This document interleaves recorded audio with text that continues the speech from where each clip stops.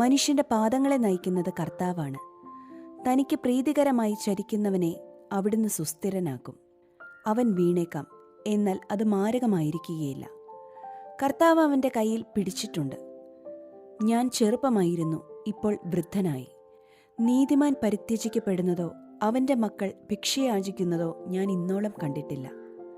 അവൻ എപ്പോഴും ഉദാരമായി ദാനം ചെയ്യുകയും വായ്പ കൊടുക്കുകയും ചെയ്യുന്നു.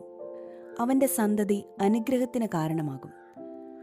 തിന്മയിൽ നിന്നകന്ന് നന്മ ചെയ്യുക, എന്നാൽ നിനക്ക് സ്ഥിരപ്രതിഷ്ഠ ലഭിക്കും. കർത്താവ് നീതിയെ സ്നേഹിക്കുന്നു, അവിടുന്ന് തൻ്റെ വിശുദ്ധരെ പരിത്യജിക്കുകയില്ല.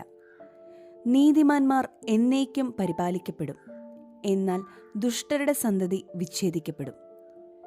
നീതിമാന്മാർ ഭൂമി കൈവശമാക്കും, അതിൽ നിത്യം വസിക്കുകയും ചെയ്യും. നീതിമാന്റെ അധരങ്ങൾ ജ്ഞാനം സംസാരിക്കുന്നു, അവൻ്റെ നാവിൽ നിന്ന് നീതി ഉതിരുന്നു. ദൈവത്തിൻ്റെ നിയമം അവൻ്റെ ഹൃദയത്തിൽ കുടികൊള്ളുന്നു, അവൻ്റെ കാലടികൾ വഴുതുന്നില്ല. ദുഷ്ടൻ നീതിമാനെ നിരീക്ഷിച്ചുകൊണ്ടിരിക്കുന്നു, അവനെ വധിക്കാൻ തക്കം നോക്കുന്നു. കർത്താവ് അവനെ ദുഷ്ടന് വിട്ടുകൊടുക്കുകയില്ല, ന്യായവിസ്താരത്തിൽ കുറ്റം വിധിക്കപ്പെടാൻ സമ്മതിക്കുകയുമില്ല.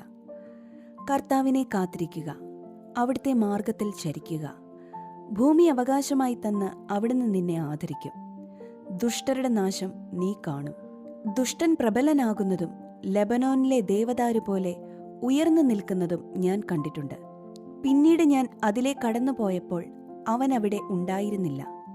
അവനെ അന്വേഷിച്ചു, കണ്ടില്ല. നിഷ്കളങ്കനെ ശ്രദ്ധിക്കുക, സത്യസന്ധനെ സൂക്ഷിച്ചു നോക്കുക. എന്തെന്നാൽ സമാധാനകാംക്ഷിക്ക് സന്തതി പരമ്പരയുണ്ടാകും. അതിക്രമികൾ ഒന്നാകെ നശിപ്പിക്കപ്പെടും, ദുഷ്ടർക്ക് സന്തതി അറ്റുപോകും. നീതിമാന്മാരുടെ രക്ഷ കർത്താവിൽ നിന്നാണ്, കഷ്ടകാലത്ത് അവരുടെ അഭയകേന്ദ്രം അവിടുന്നാണ്. കർത്താവ് അവരെ സഹായിക്കുകയും വിമോചിപ്പിക്കുകയും ചെയ്യുന്നു. അവിടുന്ന് അവരെ ദുഷ്ടരിൽ നിന്ന് മോചിപ്പിക്കുകയും രക്ഷിക്കുകയും ചെയ്യുന്നു. കർത്താവിലാണ് അവർ അഭയം തേടിയത്.